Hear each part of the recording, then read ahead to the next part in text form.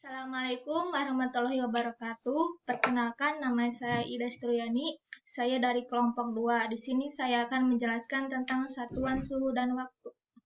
Suhu adalah suatu besaran yang menunjukkan derajat panas, khususnya pada benda.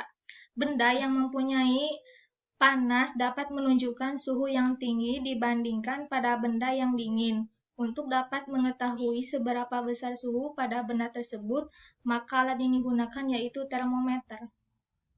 Alat ukur suhu. Yang pertama yaitu termometer dengan bahan zat cair, contohnya yaitu termometer laboratorium, termometer uang, termometer klinis, dan termometer Sigbellani. Yang kedua, termometer dengan bahan zat padat, contohnya termometer bimetal, termometer hambatan, termometer terkopel. Yang ketiga, termometer dengan bahan gas, yaitu merupakan jenis termometer yang prosesnya pada pemuaian gas apabila terjadi perubahan pada suhu. Gas hidrogen dan gas helium adalah gas yang sering dipakai pada termometer ini. Dan yang terakhir adalah termometer optis, contohnya pirometer dan termometer inframerah. Selanjutnya yaitu waktu atau masa. Menurut Kamus Besar Bahasa Indonesia adalah seluruh rangkaian saat ketika proses, perbuatan, atau keadaan berada atau berlangsung. Dalam hal ini, skala waktu merupakan interval antara dua buah keadaan atau kejadian, atau bisa merupakan lama berlangsungnya suatu kejadian. Jenis-jenis pengukur waktu atau jam adalah jam matahari, jam analog, dan jam digital. 1. Jam matahari atau sundial adalah sebuah perangkat sederhana yang menunjukkan waktu berdasarkan pergerakan matahari di meridian. Jam matahari merupakan perangkat penunjuk waktu yang sangat kuno. Yang kedua, jam analog merupakan jam menunjukkan waktu dengan letak dan pergerakan jarum dengan penanda waktu jam, menit, dan detik. Jarum ini digerakkan dengan mekanisme analog yang tersusun dari roga dan kerigi. Dan yang terakhir adalah jam digital adalah menunjukkan waktu dengan tampilan layar dengan jarum penunjuk, tapi dengan angka. Angka ini ditentukan dengan mekanisme digital. Bisa dilihat ya, di sini ada termometer. Itu termometer dibagi dua ya, yang warna merah itu untuk mengukur suhu panas dan yang biru itu untuk mengukur suhu yang dingin. Selanjutnya itu adalah contoh termometer. Dan yang selanjutnya itu contoh jam matahari. Dan yang di pinggirnya itu adalah contoh jam analog. Saya Sofian Nida Utari. Di sini saya akan menyampaikan materi lanjutan yaitu mengenai satuan kecepatan dan debit. Nah, apa sih kecepatan itu? Kecepatan adalah waktu yang digunakan untuk menempuh jarak tertentu. Nah, kecepatan juga dapat diukur secara langsung menggunakan alat yang dinamakan speedometer. Ini adalah contoh gambar speedometer. Untuk rumus kecepatannya itu sendiri yaitu ada di gambar. Contoh gambar segitiga ini adalah rumus kecepatan. Nah, contoh soalnya, misalnya jarak Jakarta-Bogor 300 km ditempuh dalam waktu 3 jam. Berapa kecepatannya? Nah, jawab. Jadi, yang ditanyakan di sini adalah kecepatan, yaitu rumusnya menggunakan V.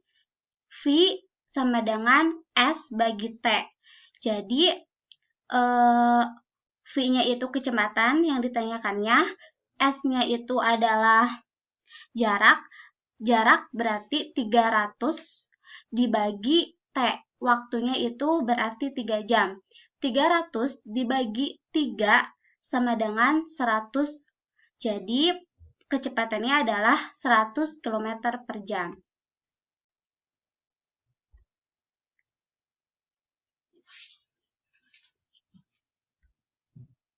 Nah, untuk yang kedua adalah debit. Apa sih debit itu? Debit adalah volume zat cair yang mengalir tiap satu satuan waktu. Ini adalah rumus debit. Contoh soalnya adalah volume awal sebuah tabung 1200 liter. Dialirkan selama 30 menit. Air yang tersisa adalah 300 liter. Berapa debitnya? Di sini berarti yang ditanyakan adalah debit. Debit berarti rumusnya D sama dengan V bagi W. Jadi V-nya itu adalah 1200 liter dikurangi 300 liter sama dengan 900 liter. Jadi V-nya di sini adalah 900 liter. Nah, dibagi W. Waktunya itu adalah 30 menit. Jadi 900 dibagi 30 menit, hasilnya adalah 30 liter per menit. Jadi debitnya adalah 30 liter. Saya Sofiani Utari. Di sini saya akan menyampaikan materi lanjutan, yaitu mengenai satuan kecepatan dan debit. Nah, apa sih kecepatan itu? Kecepatan adalah waktu yang digunakan untuk menempuh jarak tertentu. Nah, kecepatan juga dapat diukur secara langsung menggunakan alat yang dinamakan speedometer. Ini adalah contoh gambar speedometer. Untuk rumus kecepatannya itu sendiri, yaitu ada di gambar. Contoh gambar segitiga ini adalah rumus kecepatan. Nah, contoh soalnya, misalnya, jarak Jakarta-Bogor 300 km, ditempuh dalam waktu 3 jam. Berapa kecepatannya? Nah, jawab. Jadi, yang ditanyakan di sini adalah kecepatan, yaitu rumusnya menggunakan V. V sama dengan S bagi T.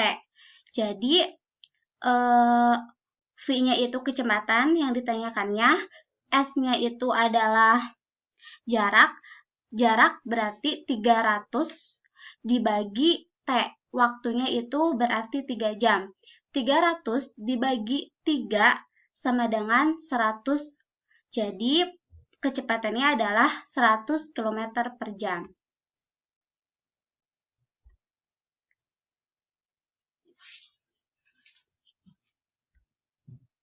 Nah, untuk yang kedua adalah debit. Apa sih debit itu? Debit adalah volume zat cair yang mengalir tiap satu satuan waktu. Ini adalah rumus debit. Contoh soalnya adalah volume awal sebuah tabung 1200 liter. Dialirkan selama 30 menit. Air yang tersisa adalah 300 liter. Berapa debitnya? Di sini berarti yang ditanyakan adalah debit. Debit berarti rumusnya D sama dengan V bagi W. Jadi V-nya itu adalah 1200 liter dikurangi 300 liter sama dengan 900 liter. Jadi V-nya di sini adalah 900 liter. Nah, dibagi W. Waktunya itu adalah 30 menit. Jadi 900 dibagi 30 menit, hasilnya adalah 30 liter per menit. Jadi debitnya adalah 30 liter. Wabarakatuh. Perkenalkan, nama saya Nuli Yuliati HS. Di sini saya akan menyampaikan tentang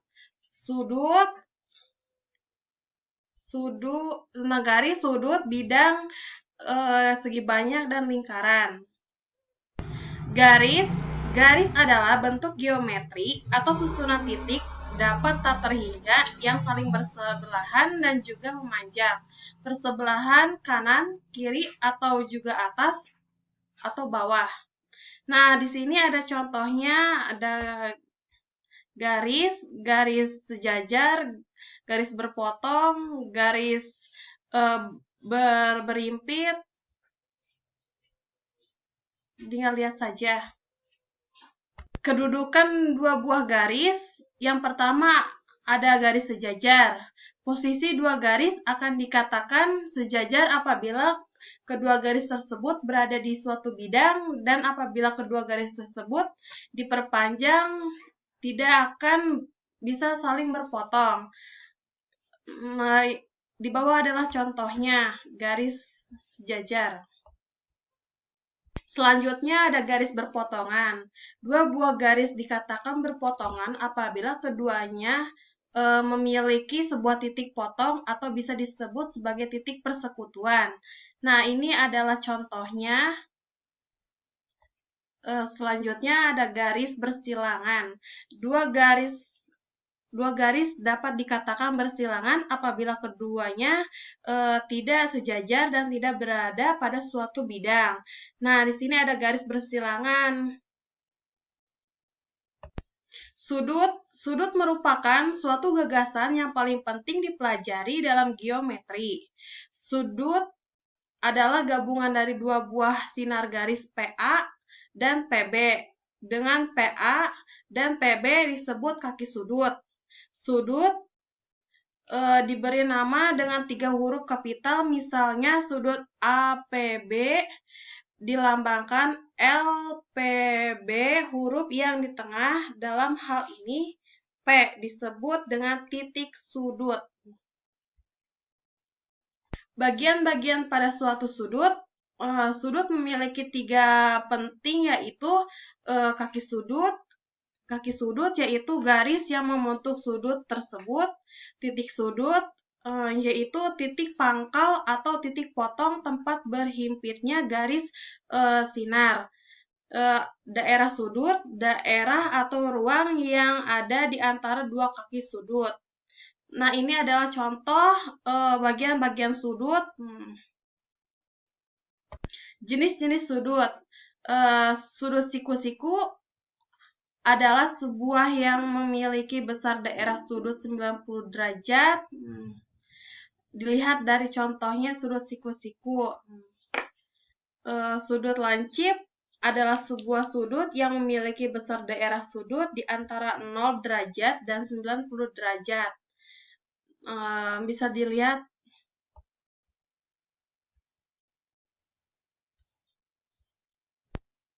Sudut tumpul adalah sebuah sudut yang memiliki besar daerah sudut di antara 90 derajat dan 180 derajat. 90 derajat dilihat dari sudut tumpulnya. Sudut lurus adalah sebuah sudut yang memiliki besar daerah sudut 180 derajat.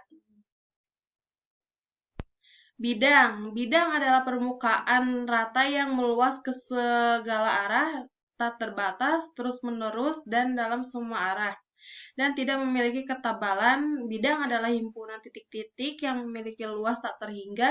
Bidang terdiri dari bidang datar dan bidang ruang. Bidang datar disebut juga bidang berdimensi 2 karena hanya mengandung unsur panjang dan lebar. Macam-macam bidang datar. Yang pertama ada persegi panjang, yaitu sebuah bangun datar yang mempunyai sisi berhadapan yang sama panjang dan memiliki 4 buah titik sudut. Segitiga yaitu sebuah bangun datar yang terbentuk dari 3 buah titik yang segaris. Macam-macamnya yaitu segitiga sama sisi, segitiga sama kaki, segitiga siku-siku, dan segitiga. Jejar genjang yaitu sebuah segi 4 yang sisinya sepasang-sepasang, yang sama panjang dan sejajar. Itu adalah contohnya. Trapesium yaitu sebuah segi 4 yang mempunyai tempat sepasang sisi yang sejajar. Layang-layang atau belah ketupat yaitu sebuah segi 4 yang semua sisinya sama panjang dan keduanya diagonalnya saling berpotongan tegak lurus. Selanjutnya lingkaran, yaitu sebuah bangun datar yang berbentuk dari himpunan semua titik persekitaran yang mengelilingi suatu titik asal dengan jarak yang sama. Jarak tersebut biasanya dinamakan R, yaitu radius atau jari-jari. Segi banyak. Segi banyak adalah suatu kurva sederhana tertutup yang dibentuk oleh terdiri atas segmen garis yang telah membentuk segi banyak dinamakan sisi. Segi banyak paling sedikit memiliki 3 sisi dinamakan segitiga. Segi banyak dengan 4 sisi dinamakan segi 4. Segi banyak dengan 5 sisi dinamakan segi 5. Dan begitu seterusnya. Apabila sisi dan sudut segi banyak berukuran sama, segi banyak tersebut dinamakan segi beraturan. Segi banyak dibedakan menjadi 2, yaitu segi banyak beraturan dan segi banyak tidak beraturan. Yang pertama ada segi banyak beraturan, yaitu segi banyak yang semua sisi memiliki ukuran panjang yang sama dan semua besar sudutnya sama. Yang termasuk segi banyak beraturan, contohnya sebagai berikut. Ada segitiga, persegi, potongan, heksagon, heptagon, dan oktogon, dan dekagon. Segi banyak tak beraturan yaitu segi banyak tak beraturan yang panjang sisi dan besar sudut ukurannya tidak sama. Contohnya sebagai berikut, dilihat. Lingkaran. Lingkaran adalah kumpulan titik pada garis lengkung yang mempunyai jarak yang sama terhadap pusat lingkaran. Garis lengkung tersebut kedua ujungnya saling bertemu membentuk daerah lingkaran atau luas lingkaran. Unsur-unsur lingkaran. Lingkaran memiliki bagian yang sering disebut unsur-unsur lingkaran, yaitu ada apotema, tembereng, juring. Penjelasan unsur-unsur lingkaran. Yang pertama ada titik O disebut titik pusat lingkaran. Yang kedua garis OA, OB, OC, dan OD disebut jari-jari lingkaran atau R. Yang ketiga garis AB dan CD disebut D atau garis tengah. Garis tengah yaitu garis yang menghubungkan dua titik yang berbeda tepat pada lingkaran dan melalui titik pusat lingkaran atau titik O. Panjang diameter lingkaran sama dengan 2 kali panjang jari-jari lingkaran atau D sama dengan 2R. Yang keempat, garis lurus AD disebut tali busur. Assalamualaikum warahmatullahi wabarakatuh. Perkenalkan, nama saya Anissa Nurherdianti dari kelas 4B PGSD. Di sini saya akan menjelaskan materi yang selanjutnya tentang persegi. Apa itu persegi? Persegi adalah bangun datar yang memiliki 4 rusuk sama panjang dan memiliki 4 buah sudut yang sama. Mari kita simak pembelajaran tentang video persegi.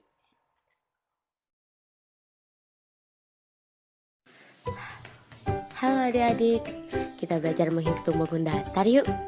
Menghitung bangun datar itu mudah loh. Nah, kita mulai dengan bangun datar persegi ya.